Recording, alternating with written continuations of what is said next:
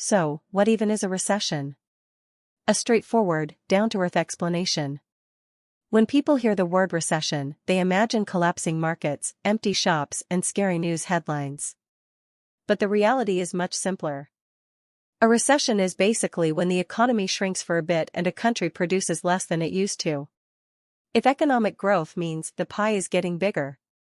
When we say there's a recession, what we mean is that there's less money around. You might have felt this way even before the recession.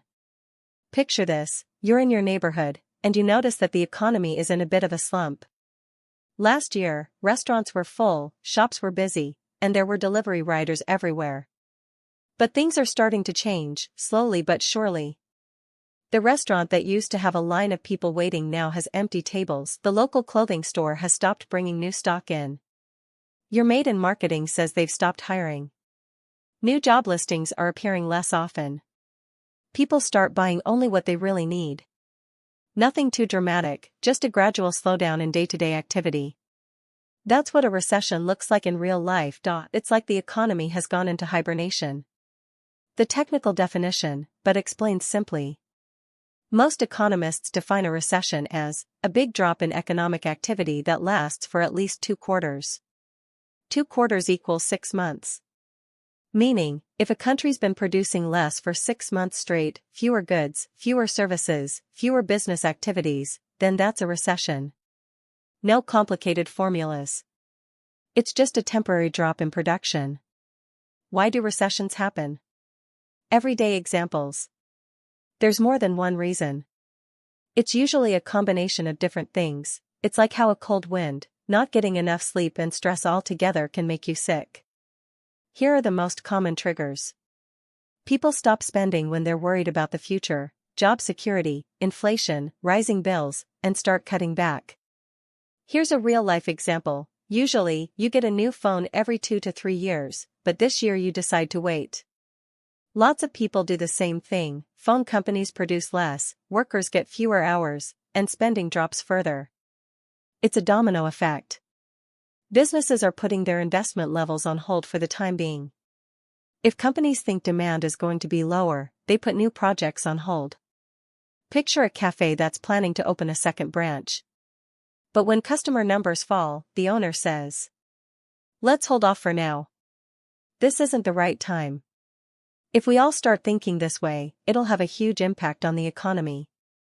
If costs go up for energy, raw materials, transportation, or borrowing, it puts pressure on companies. Some companies even reduce their staff numbers. There's a bit of delay expansion going on. Some of them just shut down.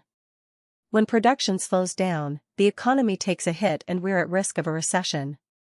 Money-related shocks. If a bank suddenly collapsed, the stock market crashed, or there was a global crisis, spending could freeze overnight. It's like pulling the emergency brake on a moving car, everything jolts. How economists spot a recession. They look at a bunch of signals all at once, not just one.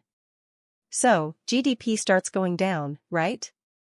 Basically, when there's less production, the economy is shrinking. The jobless rate is on the rise. Companies are cutting back on hours and jobs. People aren't spending as much money. They're buying fewer non-essential items. Investment in business drops, and companies either put their growth plans on hold or cancel them altogether. It looks like industrial production is on the decline. Factories are producing less because demand is weaker. When these indicators line up, it's obvious the economy is in recession, even if no one's officially declared it yet.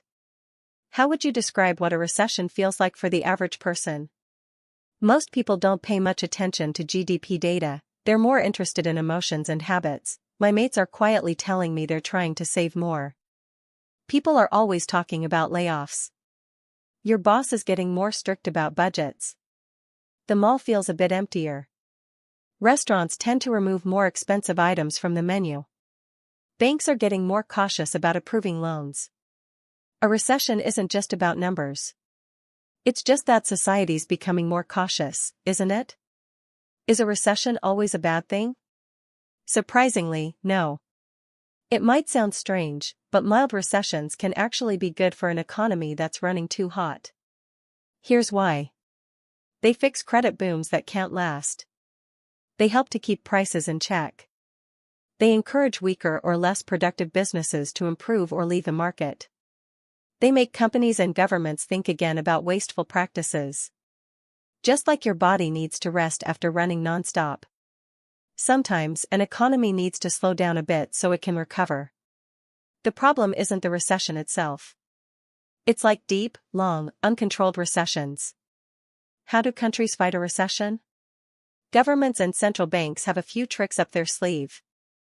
The plan is to lower interest rates. Cheaper loans, more spending, more business activity. Spending by the government.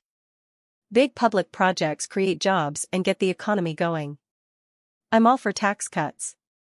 If people have more money to spend, they'll spend more. We're here to help businesses. We can help you out with subsidies, credit programs, and low-cost loans. So, what we're looking at here is how to stabilize financial markets. The plan is to make sure banks and markets don't panic. These actions won't fix everything straight away, though. But they make it less intense and help you recover faster. In the end, what even is a recession? A recession isn't the end of the world. It's not a collapse. It's not permanent. It's really just. It's a time when the economy is producing less, spending less, and growing more slowly than usual. People tighten their belts. Businesses tend to play it safe. The economy cools down. And then, as confidence slowly returns, people are spending more, production is going up, and the recovery is starting. Recessions are just part and parcel of the economic cycle. If you get them, the headlines won't seem so scary and the future will be easier to read.